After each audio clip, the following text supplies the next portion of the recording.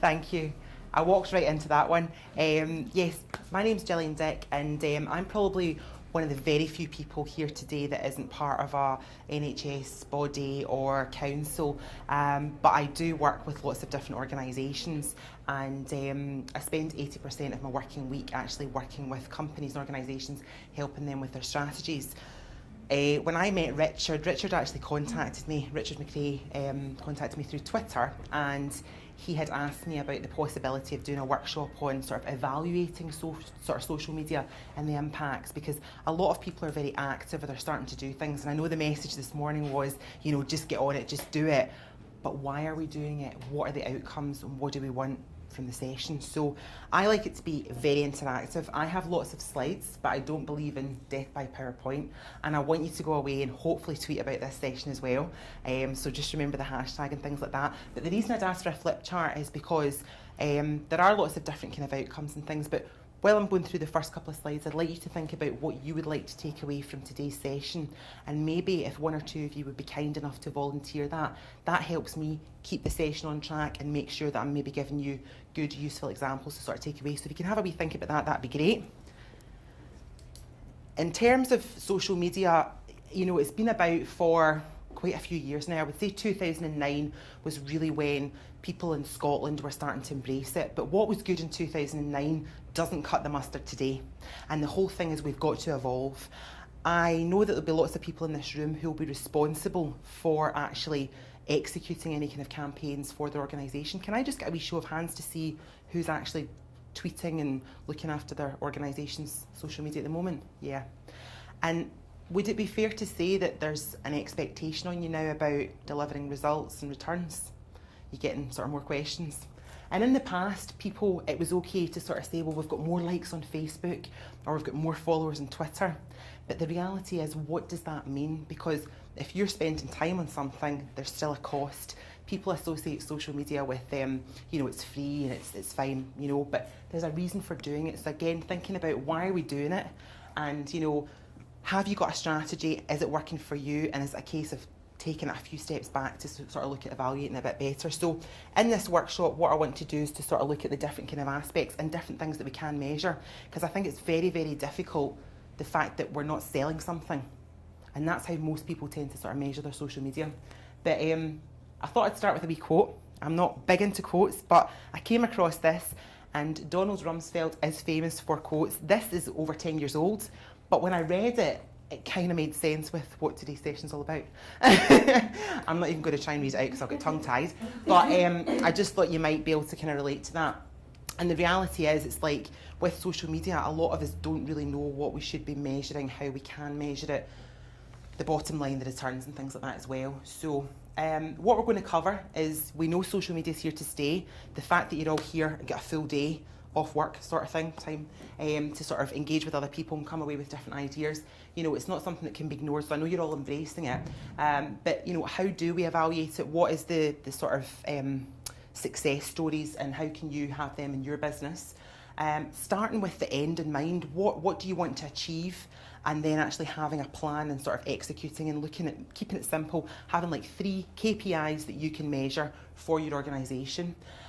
What we will look at is, I've got a kind of case study. It's actually NHS Leads, and they did a recent campaign in December, and it's really quite interesting, so there might be some food for thought comes out of that. I'll go through that example, and I'll also look at some tools that we can use to analyse current social media channels, as well as, you know, others, so you can get some valuable feedback, and then we'll have time for questions. So, but going back to earlier on, desired outcomes. I know there's a good mix of sort of organisations here, but can I get a wee volunteer to maybe tell me where they're from and sort of what they would like to get from today's workshop? And that can sort of keep us on track and things like that as well. I'm not picking anybody in particular, but any volunteers? No? I'll just need to pick something. I suppose the thing about evaluation is that it's about, it almost gives you leverage with maybe managers that are not so supportive. Yes, okay, excellent, that's perfect. Because the whole thing is that in the early days, I don't mean get away with how many likes and how many follows, But there are so many people that will put it down, will knock it, older generations, even older than me. And, you know, they'll say, why are you wasting your time? Or, you know, oh, it's a bit of fluff. And it's really, it's not, it's serious business, and every organisation should be doing it. So yeah, if you can actually go back and say, actually, social media is a serious business, and this is what it's done for the organisation in terms of reducing calls or signposting patients to the right sort of treatments. I mean, there's a lot of, I've got stats as well, which are really interesting about every year, 40,000 people go to their GP for dandruff. You know, if we could even just reduce that and signpost them for the over-the-counter treatments, that reduces the time for the doctors, which is the bottom line. So a lot of things aren't obvious today, money-wise, but they do translate to sort of savings. So leverage for sort of management, things like that. Excellent. Can I ask what organisation you're from? Yeah, I work for NHS National Services Scotland. Fantastic.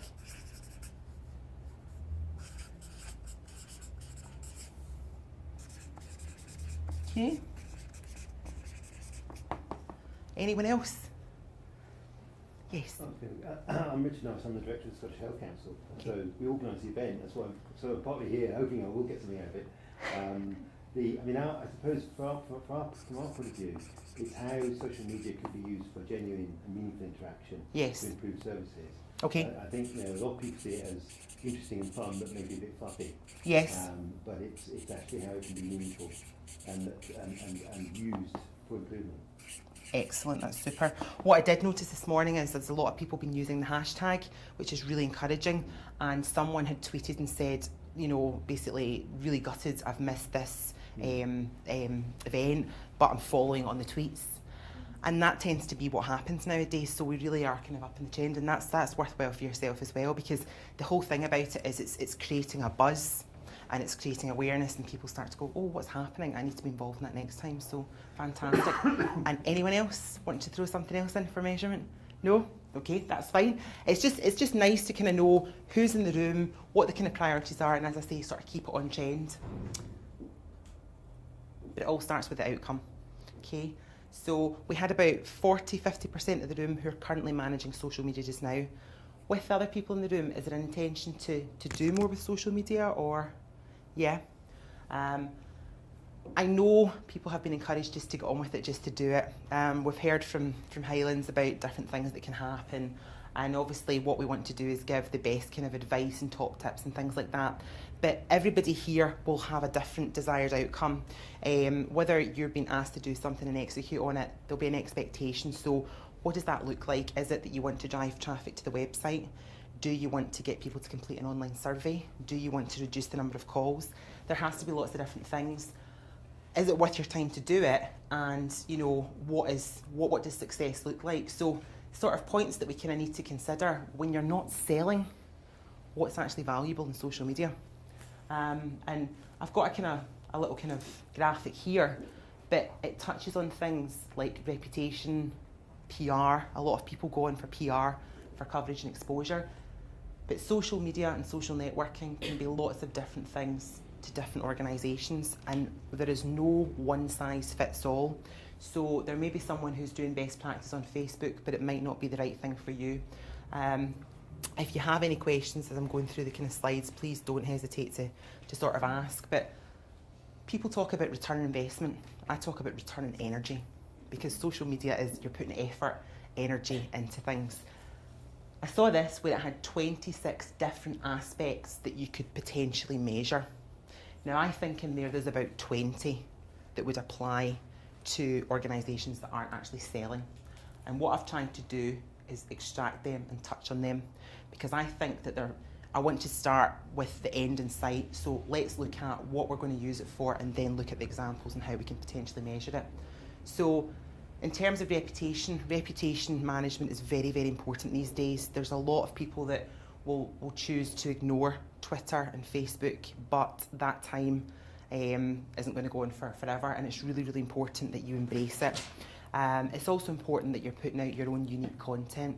And what I would say is that if you're able to put out content that more people can see, whether it's digitally, again, you can go back to the savings on print and stuff like that. It always comes back to sort of things like that. The idea of putting up these kind of 20 things is really just to give you a wee kind of flavour of, I never thought about it, you know, for using it like that before. Because although we're not talking about strategy, if you don't have the plan right, then you're not going to get the outcome. So the other thing as well is it's about listening. It is very much a sort of two-way conversation. Collaborations as well. There's lots of people here who have established accounts, and everybody has different numbers of followers, but I'm a firm believer in a rising tide floats many boats. So if I'm talking to an organisation or somebody else is commenting and other people start to see, it creates that buzz. So there's opportunities there as well. Your customer, your client, your patient, whatever you want to call them, if you're accessible and they're connected to you and they're getting your messages, it will be a good thing long term. You can't just rely nowadays on putting messages in newspapers and things like that and reaching. This will actually give you tangible results and an opportunity to be visible and give them more information. It's very efficient. I mean, if you think about today, even with the snow, lots of people were tweeting before they arrived here about they're on the train, they're here, everything, you know, it's all good. So there was no disruption, but people put lots of information out. There might be something where we have bad weather or surgeries are closed or hospitals or there's diversions. The ability to actually connect with an engaged audience and put out a message quite quickly, that is valuable. And that's something that traditionally may have been done in radio or somewhere else, so there would have been a cost for that as well. What I'm trying to do is give you different ideas that you, when you were sitting down with a management team, going in and saying, this is the social media activity we've been doing, this is what we've achieved, then there's actually something that's worthwhile talking about and it's not just likes and follows. The other thing as well is up-to-date news stories. There's always lots of stories in the news, and the opportunity to actually piggyback them. It might relate, it might tie in with your business. I know I was speaking to a charity this morning. They were quite keen to find out more about options for fundraising, but there's lots of different things that you can do.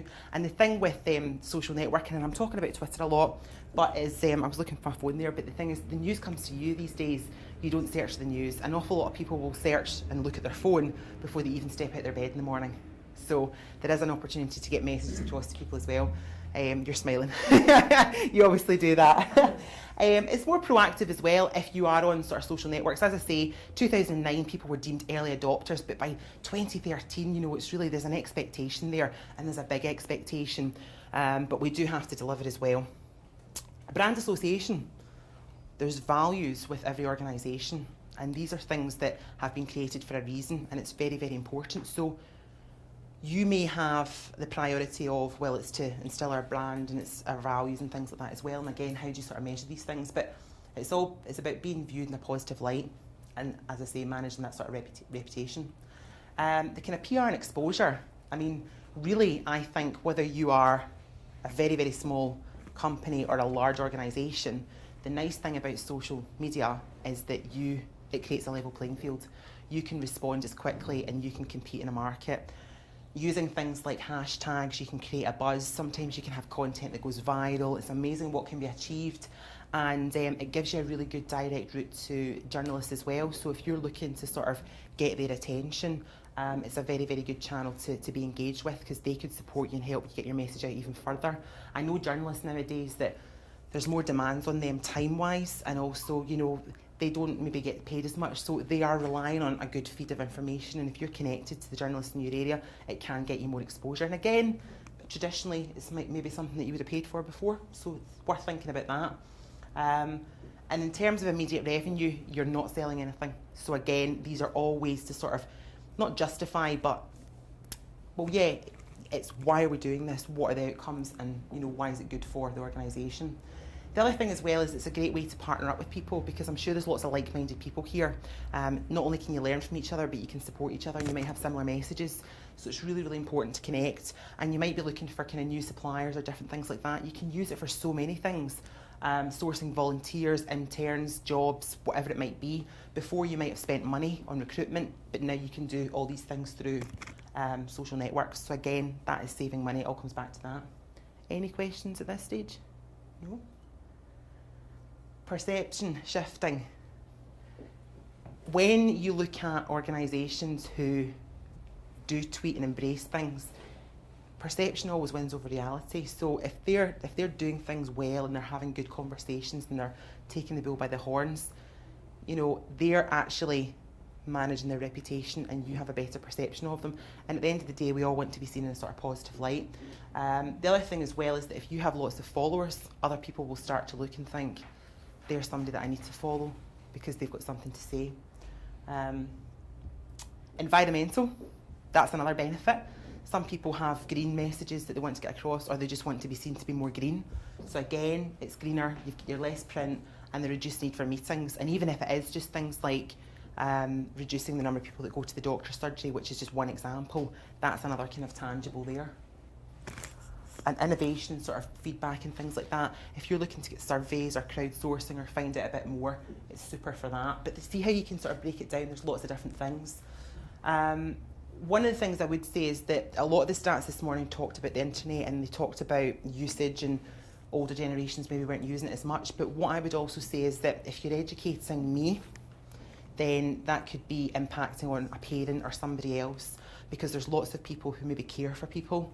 And the average age of a Twitter user in the UK is 38.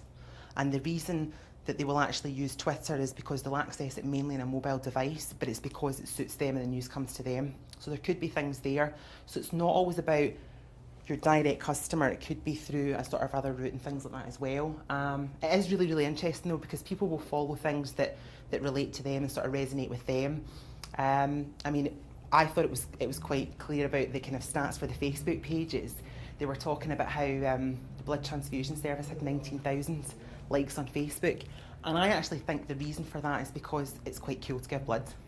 And I think people are proud to say that they've given blood, and that's possibly why that figure's a lot more than good old NHS 24. But the thing is, if you have a child, or like I'm pregnant, I'm now looking at different things and I'm thinking, oh, that's a bit more relevant, or I'll follow that. So again, that's how you attract. So I'm doing it because it's necessity, but there's other organisations that can seem to be a wee bit circular. So there's lots of different things you can do there. The whole thing about the kind of staff as well, because it's a good way for them to learn, because I think there's a lot of shared learning even from today. And that intern for NHS Highlands, he's not daft, because he must have a great CV now and a great experience to sort of put on it. So that's worth anything more than, well, a lot more than money. But the thing is, a lot of younger people in organisations are looking after social media, and they'll come under the sort of terms of millennials and Generation Y and things like that, and it keeps them stimulated and it keeps them, you know, sort of happy and doing a good job. So it's quite important from that perspective as well. The other thing is that if you grow your networks, you know, you start with the 10, 12 followers and so on and so forth, and as you engage with people, you will start to kind of grow more. But through time, before you know it, you'll be into thousands, and that's providing you with an amazing critical mass for the future, so that when you do have something to say, you can get that message out. So it might seem like, why am I doing this today? But just think about the future as well. For every one person that actually likes your Facebook page, it typically equates to 20 visits a year to your website. So in terms of having even just 100 likes, that's a worthwhile audience, because they will be on Facebook more than they're on your website. But if you're posting updates, they click on and they can actually come through as well. So that kind of idea. Political influence, I'm not thinking about you talking directly to politicians, but if you're in a situation where you want to lobby something or get the public and things like that, you've got the direct sort of, you know, access to a lot of MSPs and things like that as well. So there's a lot of different benefits for your campaign, your cause.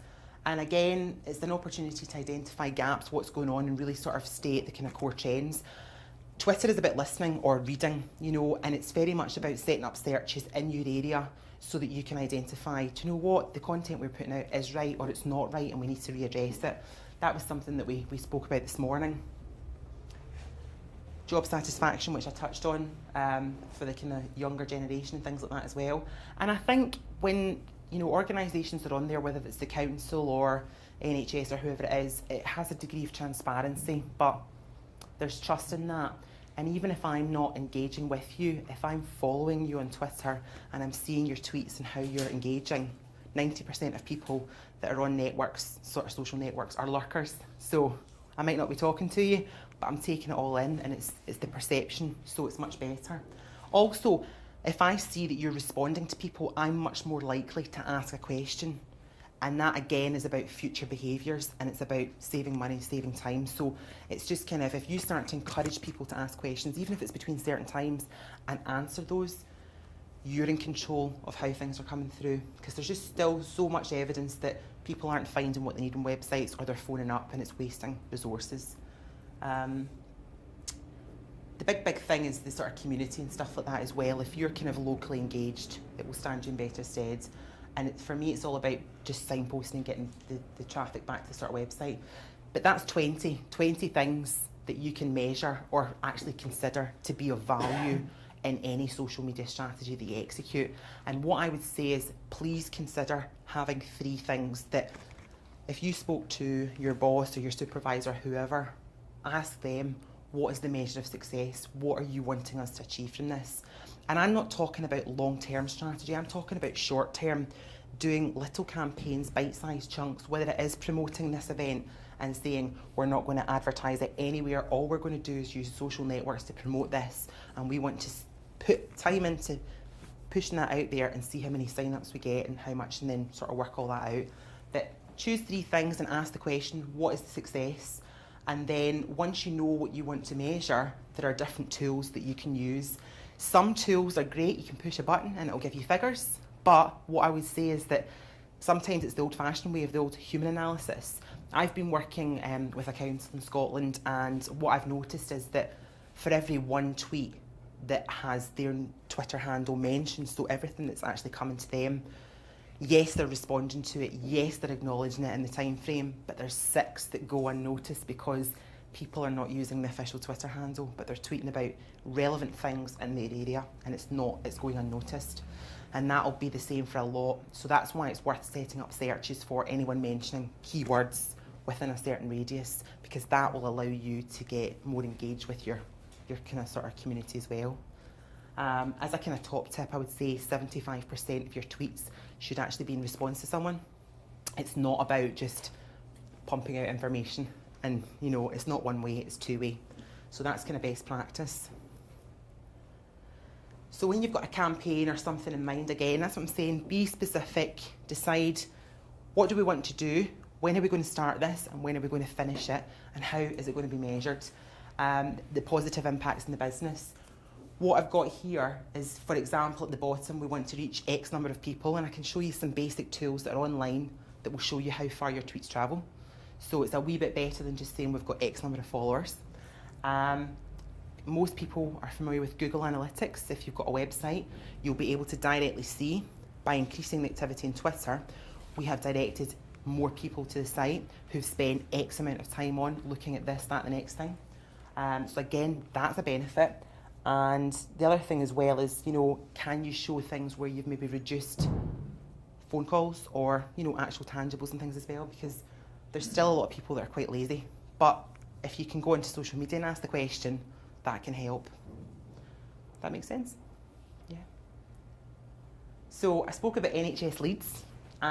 They did a tweet-a-thon in December last year, and the idea basically was that they wanted to make sure that patients were treated quicker and they were actually getting to the right departments and getting the right information.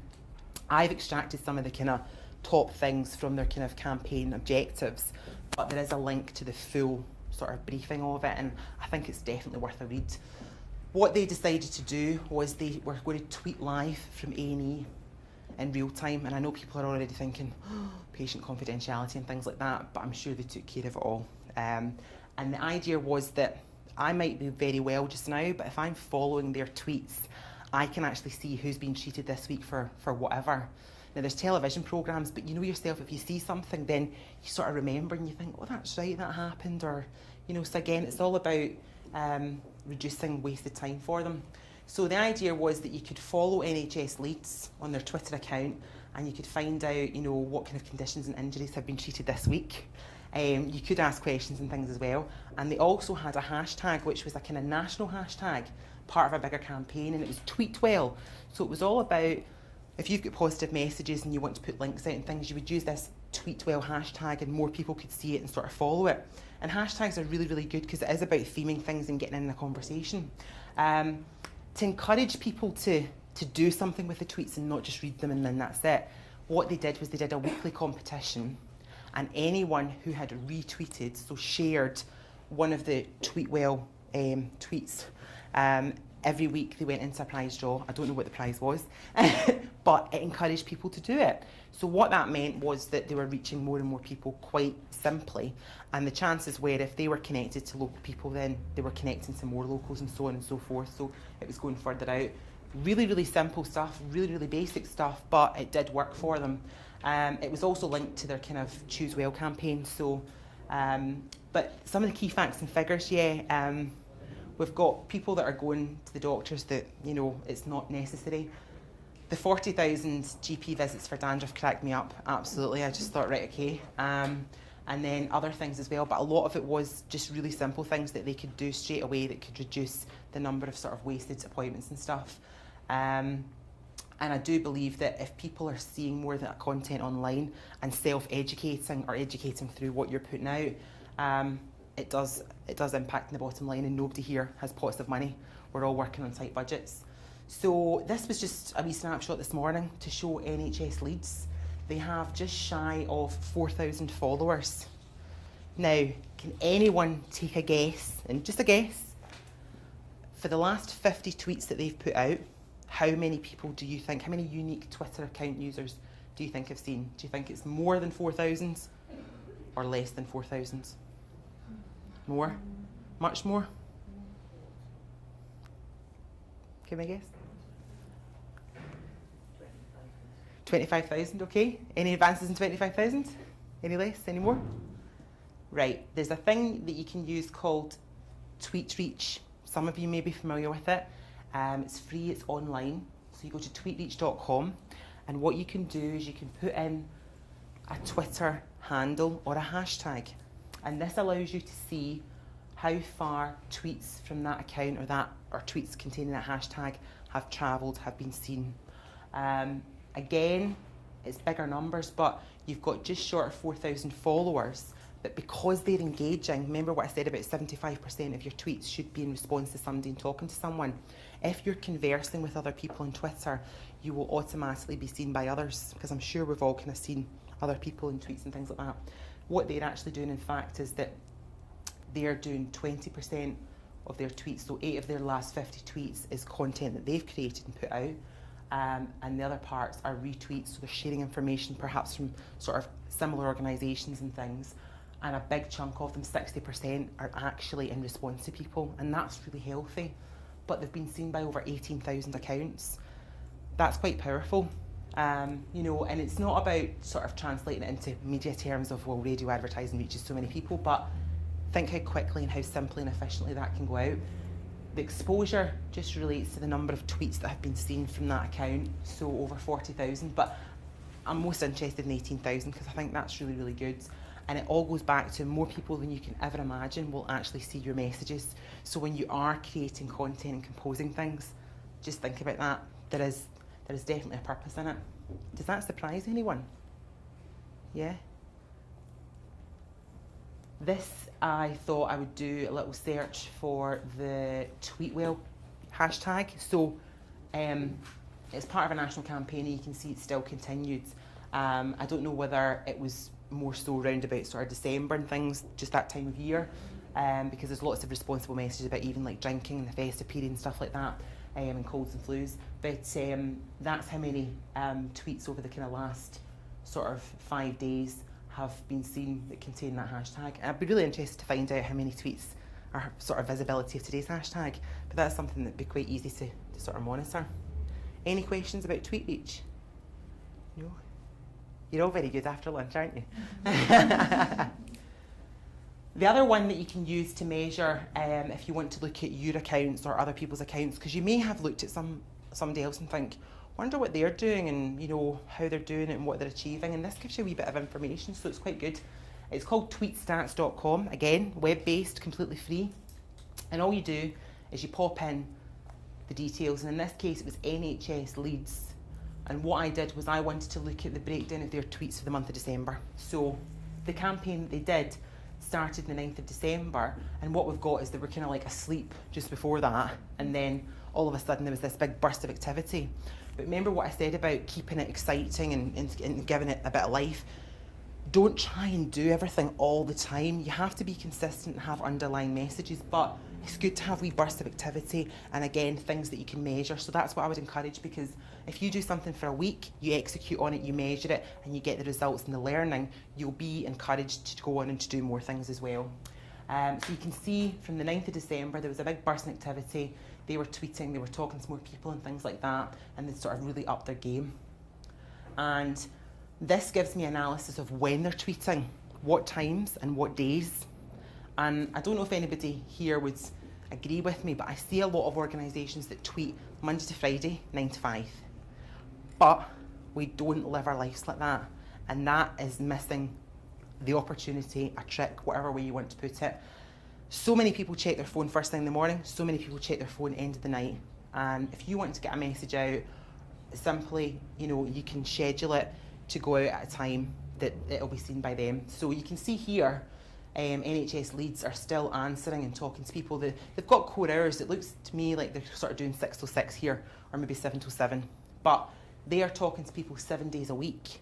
And unlike normal kind of regular Twitter accounts where there's always a burst of activity on a Friday, perhaps because of the nature of this, and it is NHS, what I'm most interested in is that they're most active on a Monday.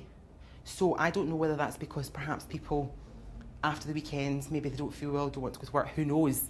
But there's more activity, there's more people not well on a Monday, and there's more demand for this being serviced, and also first thing in the morning. So again, it's kind of like taking that information and saying, right, I don't have a lot of time, and there's a big expectation in me to reach lots of people and get our message out and get click-throughs and get visitors to the website. But if I actually put the messages out at times that are, tying in with this, then I'll be seen by more people. So just little things like that to consider as well. Is that a useful kind of point? Yeah.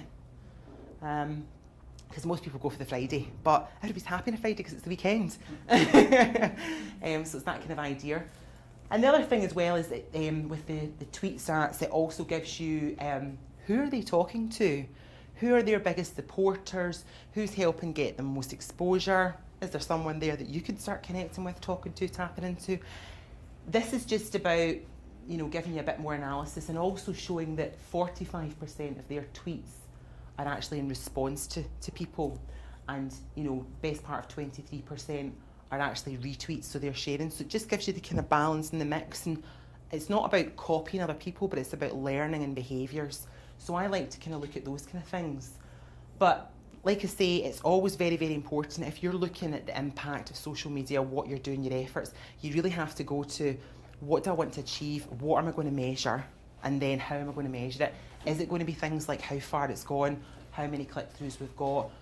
And then I can start to break it down. Are we going to try something that's to reduce the number of appointments, whatever it might be? But keep that in mind and pick 3 things, 3 simple things, because you can't do everything and anything. And try and do a little short sort of campaign or something maybe even on the run up to Easter or things like that. There might be things, think about it in advance as well, and learn from it. But you'll just get stronger and you'll get better. And the more active you are and the more engaged you are, you'll just automatically grow your audience. So things like likes and follows, it's nothing to really write home about, but just through time, you'll grow. I mean, a great Glasgow Twitter account is Glasgow Subway. They started very, they said they had a soft launch. What that meant was that a member of staff started the account without permission. And once they'd got 100 followers, they went to the boss and went, look, nobody's saying anything bad. But the reality was that they set that up, and now they absolutely embrace it and they use it to connect with their commuters in real time and have a bit of fun. Yes, they do competitions and things, but it's all about creating a buzz.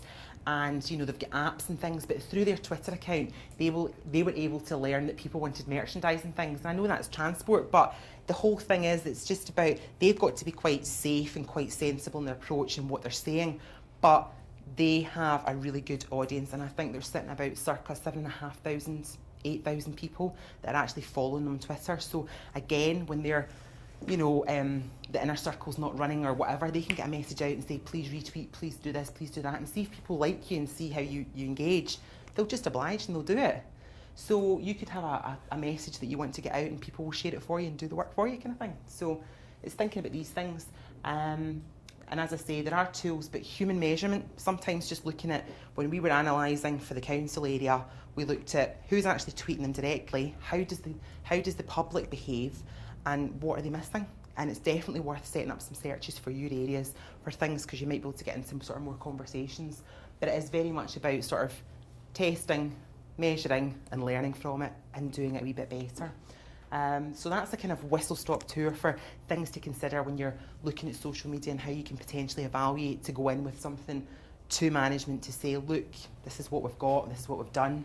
But I just want to say thanks very much for your time, and I'm happy to take any questions, and I think we've finished fairly on time, so thank you. Any questions? No? Yes. Gillian, this might be a really silly question, but No. you mentioned like spotting where the gaps are. Yes. How do you do that? Again, a lot of it's about listening. So if you're talking to people, I wouldn't necessarily say you're asking questions, but sometimes you do want feedback. And you might start to see common themes and sort of core trends.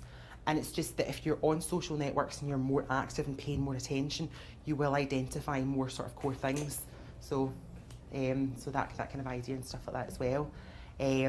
But yeah, there's so many wins from social networking, but it's what's pertinent to yourself, and it's what's important for your organisation.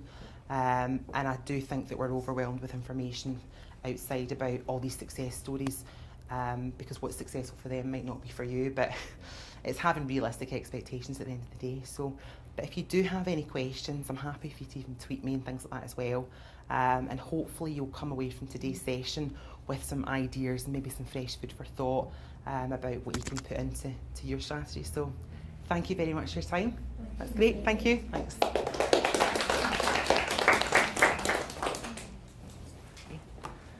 She just came along and said 5 minutes. I thought perfect.